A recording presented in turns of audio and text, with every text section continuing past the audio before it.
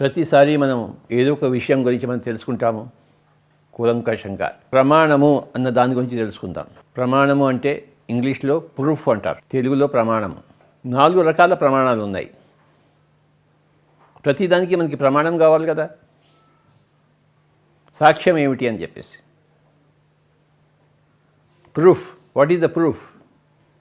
Scientific proof, శాస్త్రీయమైన ప్రమాణం ఏమిటి అని చెప్పేసి. ఈ ప్రమాణం గురించి మనం ఈరోజు తెలుసుకుందాం. 4 రకాల ప్రమాణాలు ఉన్నాయి. శబ్ద ప్రమాణము, ఉపమాన ప్రమాణము, అనుమాన ప్రమాణము, ప్రత్యక్ష ప్రమాణము. 4. శబ్ద ప్రమాణము, ఉపమాన ప్రమాణము, అనుమాన ప్రమాణము, ప్రమాణం. ఒక్కొక్క దాని గురించి తెలుసుకుందాం, మనకి అన్ని విషయాలు బాగా తెలుస్తాయి. శబ్ద ప్రమాణము అంటే ఏమిటి? శబ్దము అన్న దానికి నిర్వచనం ఇచ్చారు. ఆప్త వాక్య శబ్ద అని చెప్పారు. అంటే ఆప్తులు చెప్పిన వాక్యాలు శబ్ద ప్రమాణాలు అని చెప్పేసి. అది ఎందుకు ప్రమాణమే అంటే ఆప్తులు చెప్పారు కనుక. ఆప్తుడు ఎవరయ్యా అంటే ఉన్నది ఉన్నట్టుగా చెప్పే వ్యక్తి ఆప్తుడు. వాడు నన్ను ఆప్తమిత్రుడు అంటారు. ఆప్తమిత్రుడు అంటే ఏమిటి?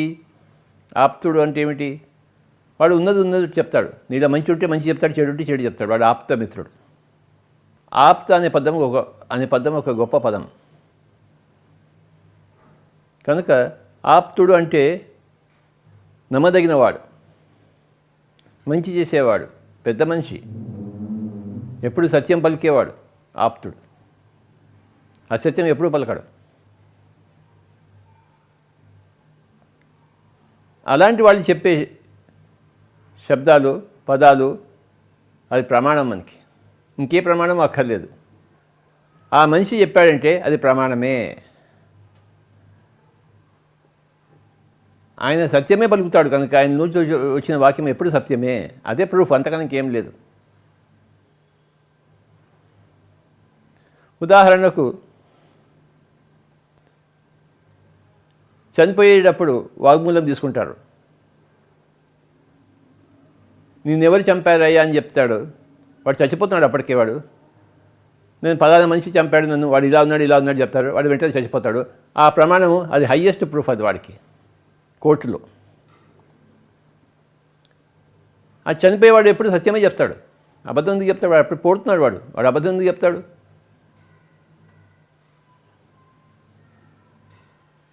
కనుక మరణ వాగ్మూలం అంటారు. ఆ మరణ వాగ్మూలంకి దానికి తిరుగులేదు. ఇంకా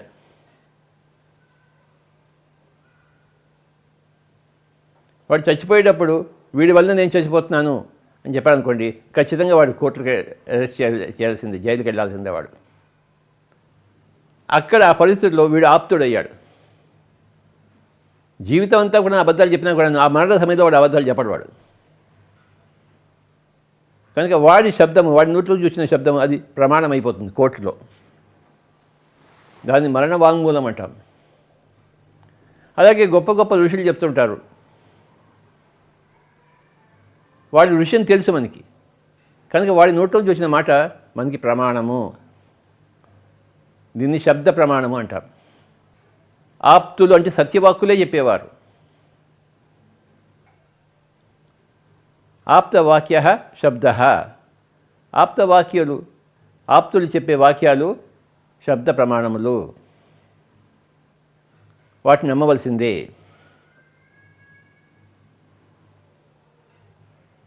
క్రిస్టియన్స్ అంతా ఏం నమ్ముతారు? బైబిల్లో ఉంది కనుక నమ్ముతాము.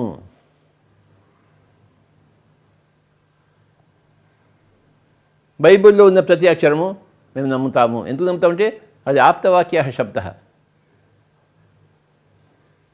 ముస్లిమ్స్ ఏమంటారు? ఖురాన్లో ఉన్నదంతా సత్యమే, ఖురాన్లో ఉన్నదంటే మేము చెప్తున్నాము. బౌద్ధులు ఏమంటారు? ఇది బుద్ధుడి నోట్ల నుంచి వచ్చింది కనుక అదే సత్యము. బుద్ధుడి నోట్ల నుంచి అసత్యం ఎందుకు వస్తుంది? ఆయన జీవితంతో పణంగా పెట్టాడు. ఆయన చెప్పిన మాట అంతా మేము విశ్వసిస్తున్నాము, అలానే మేము నడుచుకుంటున్నాము. హిందువులు ఏమంటారు? భగవద్గీత, ఉపనిషత్తులు, వేదాలు అవే మాకు ప్రమాణాలు. అంతకన్నా మాకు ఇంకేం అక్కర్లేదు. కమ్యూనిస్టులు ఏమంటారు?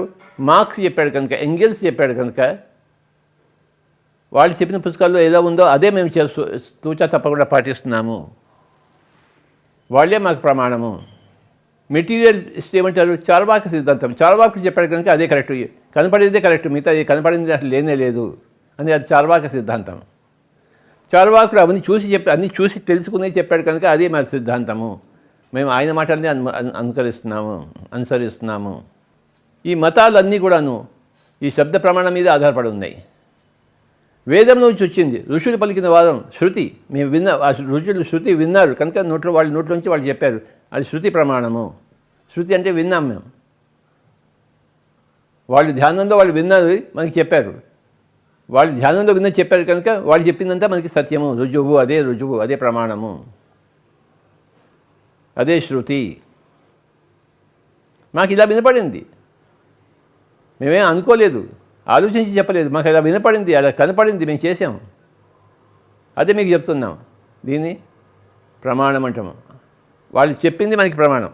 వాళ్ళు ఏం చేశారు, వాళ్ళు ఏం విన్నారో మనకి తెలియదు, కానీ వాళ్ళు మటుకు మంచివాళ్ళు, వాళ్ళు సత్యవర్తనులు, ఆప్తులు కనుక వాళ్ళు నోట్లోంచి వచ్చింది కనుక ఇది సత్యము, మేము దాన్నే పాటిస్తాము.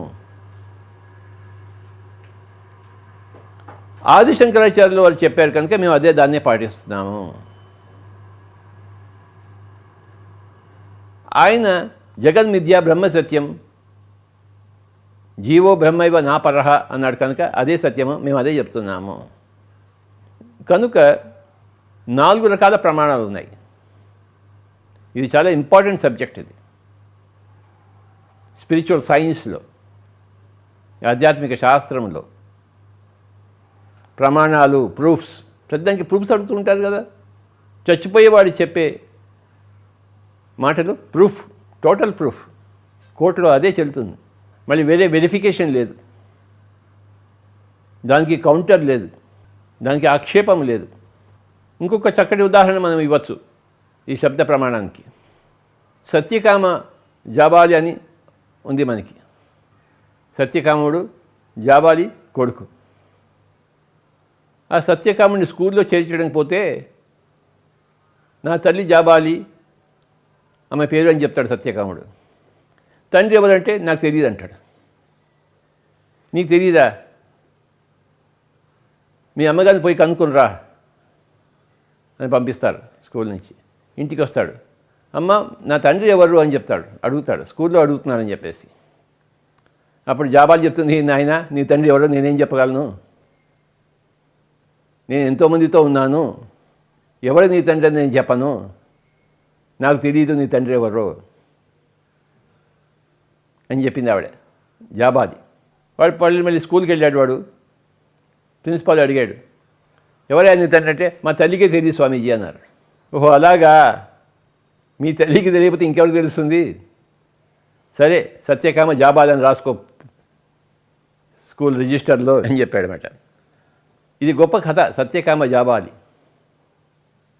ఆవిడ ఎంత సత్యంగా చెప్పింది చూడండి. జాబాలి, నీ తండ్రి ఎవరో నాకు తెలియదు నాయన అంటుంది. ఆవిడ నిజంగానే తెలియదు, ఆవిడకి రోజుకి ఒకరితో ఉంటుంది ఆవిడకి ఎలా తెలుస్తుంది? అలా కాకుండా మీ తల్లి చెప్పింది అనుకోండి, పలానా అతను నీ తండ్రి అని చెప్పేసి, అది సత్యం. అది ప్రూఫ్ ఎలా అడుగుతాం? దానికి ప్రూఫ్ ఎలా అడుగుతాం? వాడి తండ్రి అని ఎలా ప్రూఫ్ మనకి? తల్లి చెప్పింది కనుక వాడి తండ్రి, అంతే. ఆ తల్లి అసత్యం ఎందుకు చెప్తుంది? పలానా వాడి పుత్రుడు నువ్వు, పలానా వాడు నీ తండ్రి అని చెప్పినప్పుడు అది కరెక్ట్. అది దానికి వేరే ప్రూఫ్ ఏమీ అక్కర్లేదు. ఆ తల్లి అలా చెప్పిందంటే అది పర్ఫెక్ట్. జాబాలికి తెలియదు తండ్రి ఎవరు కనుక అదే చెప్పింది ఆవిడే, నీ తండ్రి ఎవడో నాకు తెలియదు నాయన అని చెప్పేసి. లేదు అలా కాదు, ఈ పలానా అతనే నీ తండ్రి అని చెప్పినప్పుడు అదే కరెక్ట్. అది ప్రూఫ్. అది దీన్ని శబ్ద ప్రమాణము అంటాం.